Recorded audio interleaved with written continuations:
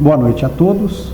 Vamos iniciar a reflexão de hoje orando por todas as pessoas que estão sofrendo, vítimas de enfermidades, de violência, de maus tratos, de todo tipo de enfermidade física, mental e espiritual que assola toda a humanidade. De maneira especial, vamos pedir também o concurso da Falange Amiga do Dr. Bezerra de Menezes, Dr. André Luiz, Chico Xavier, Meimei, Eurípides Barçanufo, Dona Ivone Pereira, Cairbar Schutel e tantos outros que dedicaram suas vidas à causa do Espiritismo, à causa do cristianismo. Com o coração repleto de fé, vamos iniciar orando da mesma maneira que o Mestre Jesus nos ensinou. Pai nosso, que estais nos céus, santificado seja o vosso nome. Venha a nós o vosso reino, e seja feita a vossa vontade, assim na terra como no céu. O pão nosso de cada dia nos dai hoje.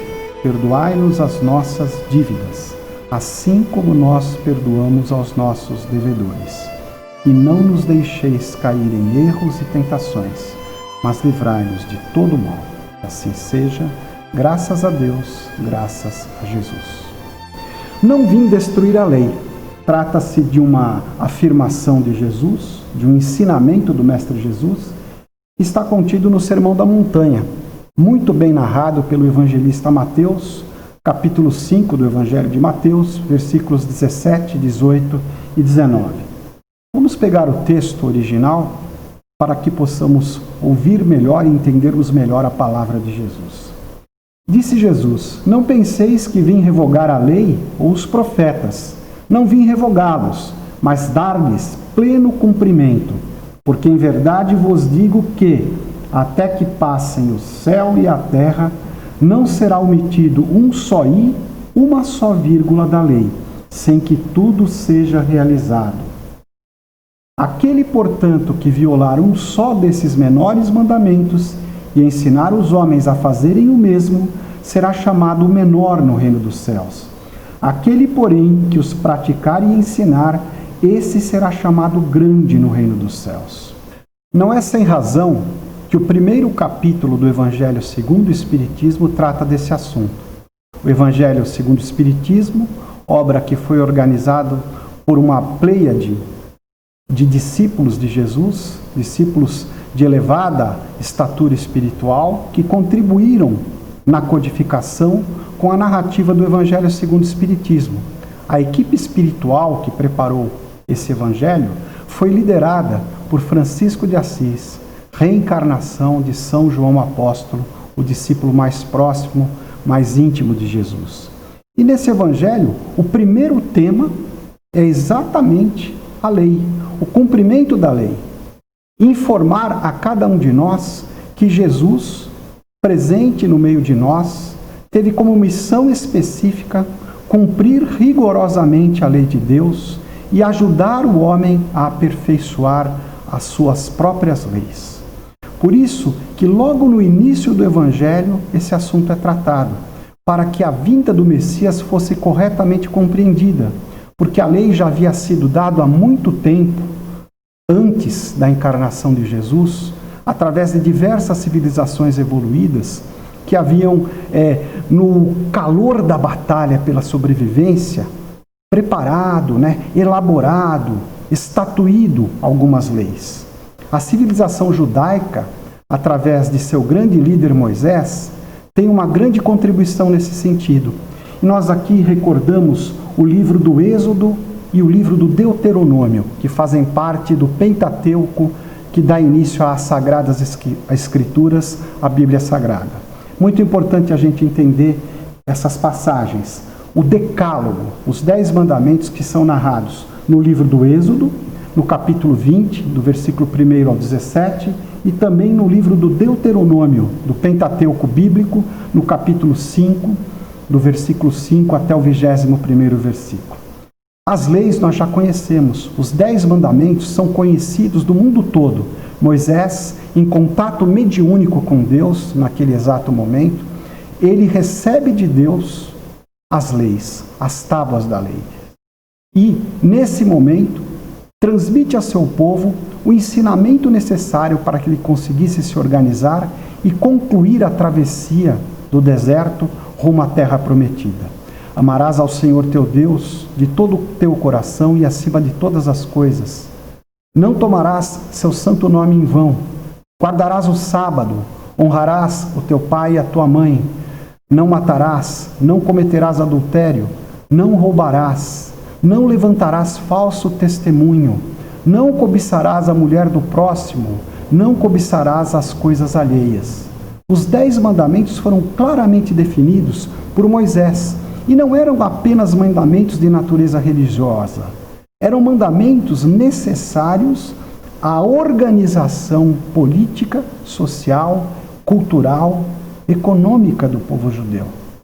No Evangelho segundo o Espiritismo, no capítulo 1, encontramos uma explicação aprofundada dos 10 mandamentos, que podem ser sintetizados em apenas um.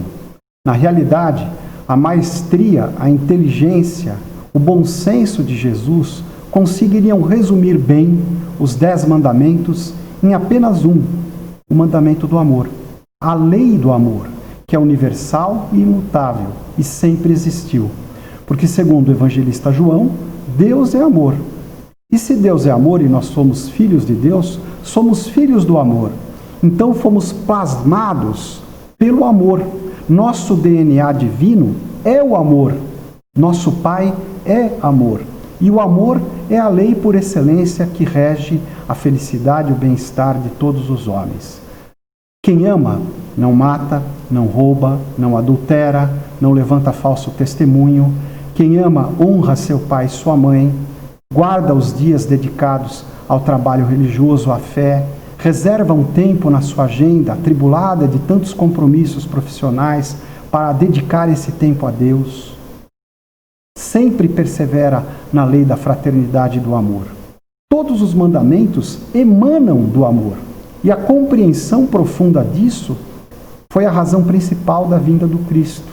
Explicar-nos que o amor é o único caminho que nos conduz a Deus, à felicidade, ao reino dos céus. Jesus veio com esta missão, porque até Jesus tudo havia sido dito através da revelação feita por Moisés. Revela-nos o Espiritismo, logo no 1º capítulo do Evangelho segundo o Espiritismo, que existiram na história da humanidade 3 revelações. A primeira feita por Moisés, com o Decálogo, as tábuas da lei. A segunda por Jesus, que nos assegurou a lei do amor incondicional a Deus e ao próximo. E a terceira revelação é a doutrina espírita, que nos explica passagens da vida de Jesus, ensinamentos de Jesus, que no momento em que ele esteve encarnado entre nós, não poderiam ser compreendidos pelos homens, porque os homens ainda não tinham uma evolução moral, intelectual, cultural, científica para compreenderem as palavras de Jesus. Então, 1857 anos depois do nascimento de Cristo, Allan Kardec publica o Livro dos Espíritos. O próprio nome já diz, não é o livro de Allan Kardec, é o Livro dos Espíritos, porque todos os ensinamentos decorrem desses espíritos de luz, emissários de Deus, encarregados de nos instruir a respeito da compreensão profunda da lei.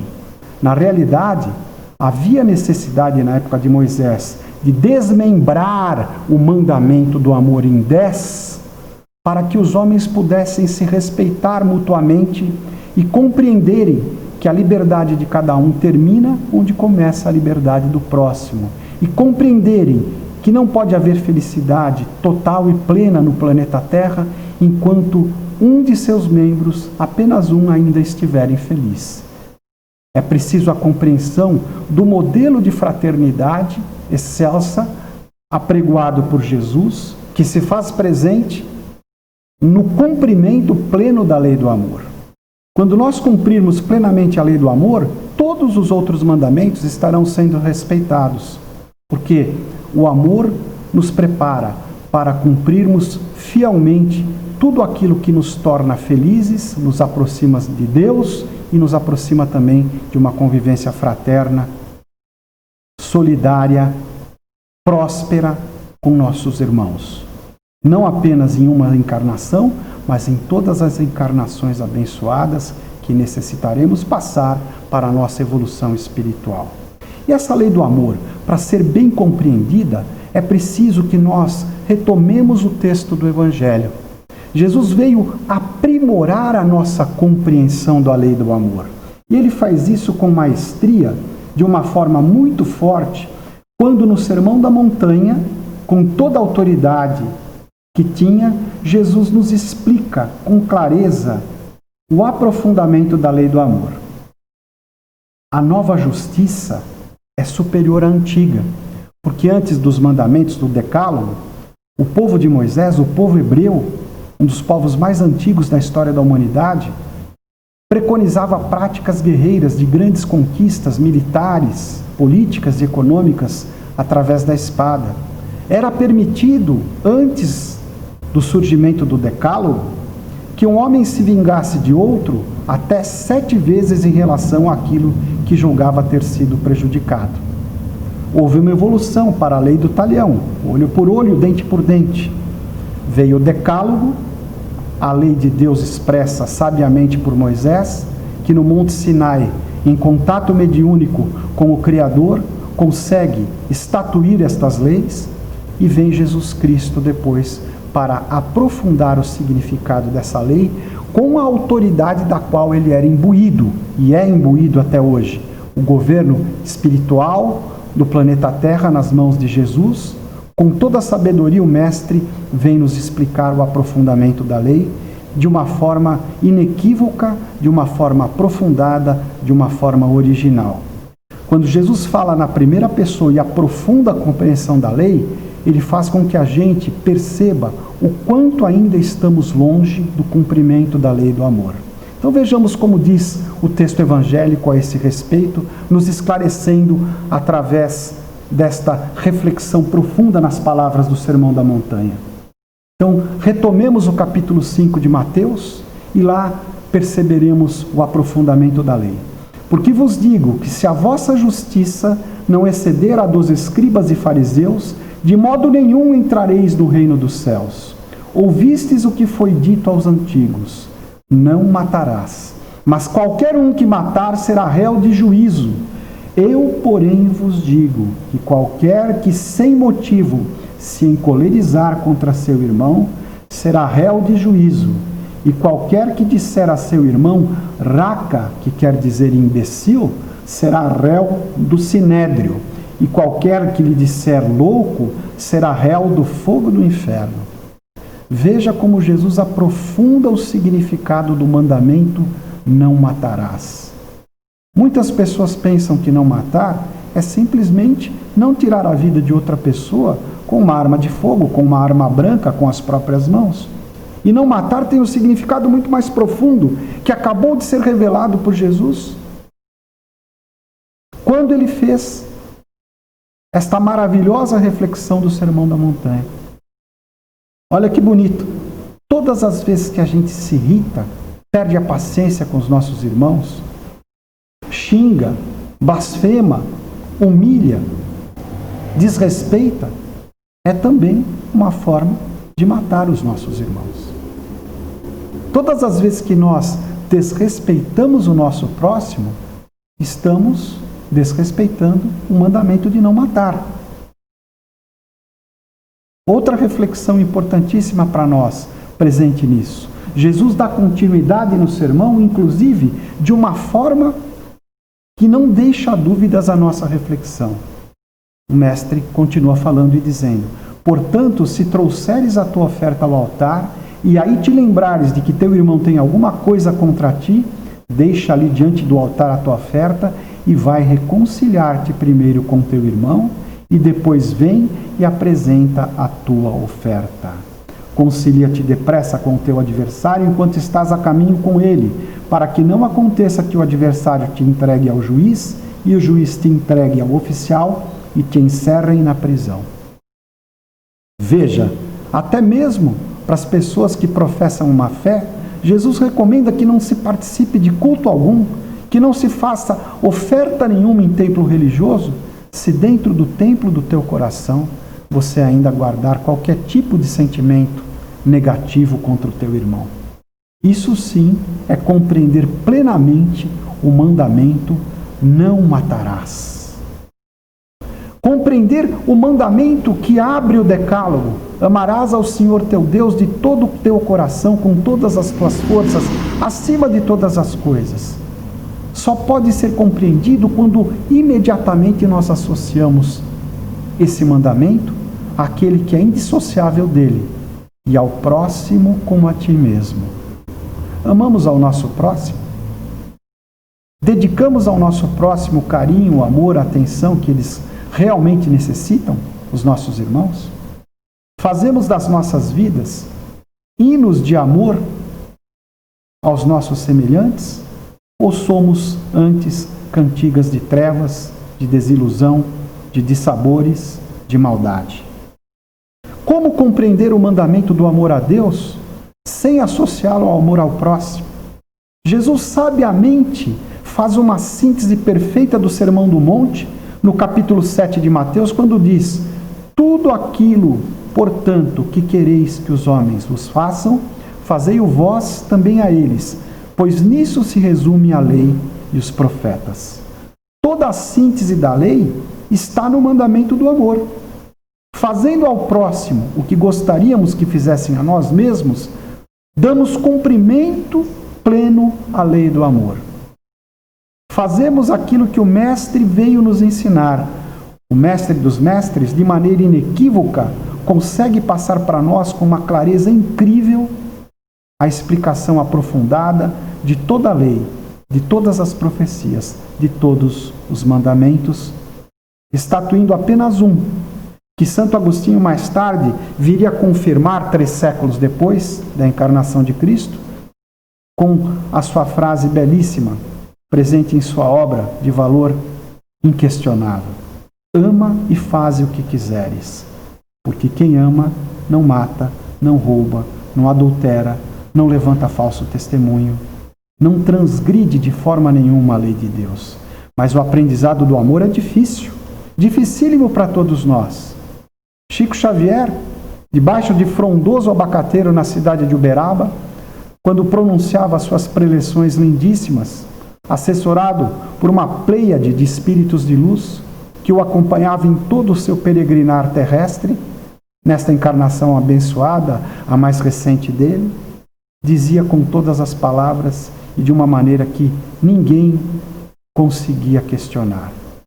Chico dizia assim: viemos a este mundo para aprendermos a amar, e a ele retornaremos quantas vezes forem necessárias até que tenhamos aprendido. Então, todo o sentido das nossas inúmeras encarnações está aí: aprendermos a amar. Em última análise, aprendermos a respeitar a lei magna, a lei mais importante, aliás, a única lei que existe, que é a lei de Deus, que é a lei do amor. Todas as nossas encarnações estão voltadas a esse aprendizado. E Paulo apóstolo, na Epístola aos Coríntios, na primeira Epístola aos Coríntios, capítulo 13, nos faz uma lembrança incrível. Eu poderia até mesmo falar a língua dos anjos. Eu poderia ter o dom de todas as profecias. Eu poderia falar todas as línguas dos homens, mas se eu não tivesse amor, eu nada seria. O amor é a síntese de todo o aprendizado cristão. É a síntese de todo o Espiritismo. E o Espiritismo que é, no item 7 do primeiro capítulo do Evangelho segundo o Espiritismo, está escrito lá que o Espiritismo é obra do Cristo e que o Espiritismo, assim como Cristo, veio dar cumprimento pleno à lei. Leiam lá o capítulo todo, mas de forma especial o item número 7, quando ele afirma que o Espiritismo é obra do Cristo e como Cristo veio dar cumprimento pleno à lei. Veio nos ensinar a entender o espírito da lei. Veio nos ensinar a entendermos a verdade do amor universal, que é o único caminho que nos conduz a Deus. Santo Tomás de Aquino, na sua obra magnífica, nos lembrava que saímos de Deus e a Deus retornaremos após passarmos pelo filtro purificador dos nossos sofrimentos, dos nossos difíceis aprendizados, dos nossos valiosos aprendizados colecionados em nossa experiência terrestre. Mas a nossa pátria espiritual está plenamente em Deus. Não é sem razão que o Mestre dizia: meu reino não é deste mundo. E se não é deste mundo, o que fazemos neste mundo? Estamos numa escola de aprendizado do amor. A lei magna que rege o universo, a terra, a humanidade e cada um de nós. Façamos um esforço sincero para que em cada dia compreendamos mais o significado de amar. E qual é a expressão mais legítima do amor? Ela se encontra, de maneira inquestionável, no perdão. O perdão que todos nós necessitamos para a nossa evolução. Não há ninguém que consiga evoluir sem o perdão, porque erramos muito e temos que ter a consciência que muito longe ainda estamos do ideal preconizado de perfeição por Jesus e por sua pleiade de espíritos de luz. Precisamos trabalhar muito a nossa espiritualidade, a nossa elevação moral, para atingirmos e seguirmos o mandamento máximo de Jesus do amor. A perfeição encontra-se na compreensão que nós temos da distância que nos separa do ideal preconizado por Jesus e a nossa situação atual. Num mundo de transição, de provas e expiações para um mundo de regeneração, uma transição difícil, que está sendo obstruída, mas não será totalmente obstruída nunca, porque o plano da luz está agindo com muita força pela nossa elevação. Existem muitos que trabalham pelo bem, apesar das dificuldades. A transição ocorrerá, mas ela só será plenificada quando no coração de cada homem estiver presente o desejo sincero de se corrigir, o desejo sincero de evoluir. E o perdão é esse caminho. Jesus, sabendo da ignorância da infância espiritual da humanidade e sabendo da nossa necessidade de perdão, recomendou sabiamente que perdoássemos nossos irmãos, não até 7 vezes, mas 70 vezes 7. Nunca um homem se aproxima tanto de Deus quanto no ato de perdoar. É no perdão que nos identificamos com a plenitude do amor, porque é o mandamento mais difícil de ser cumprido. Nosso orgulho, nosso egoísmo nos impedem de perdoar e atrasam a nossa evolução espiritual.